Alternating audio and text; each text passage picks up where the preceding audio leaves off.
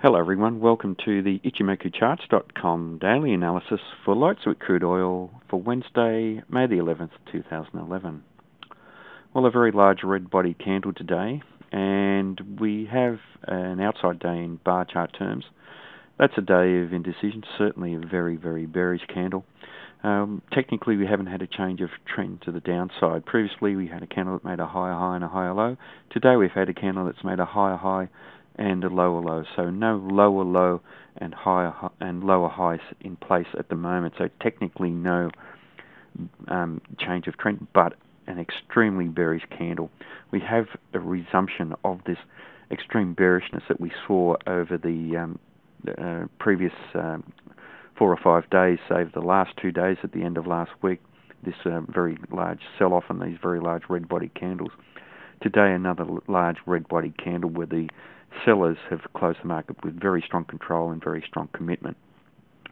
Now, we can see that the market took out the round number 100 in a very decisively bearish way, and that set the market up for testing down to lower levels, down to at least the bottom of the cloud, where we should find some potential support, and down to this previous support area down at 96.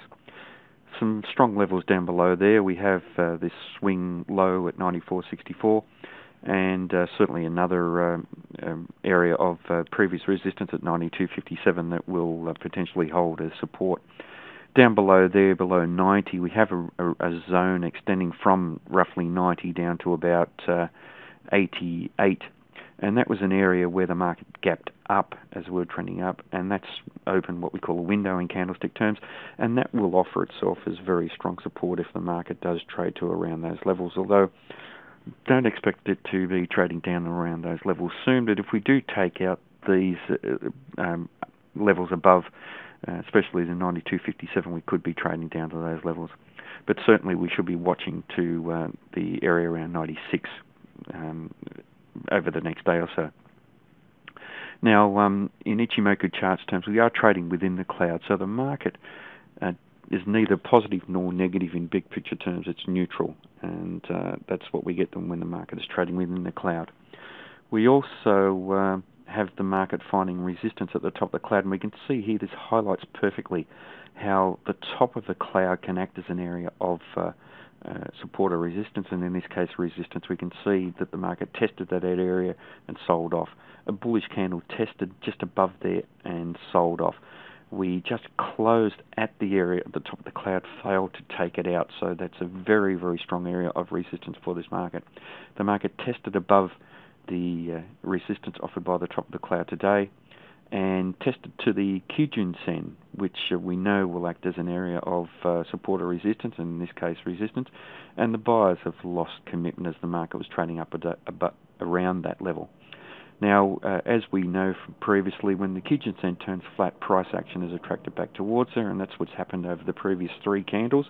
And then we had that area acting as resistance and the market selling off.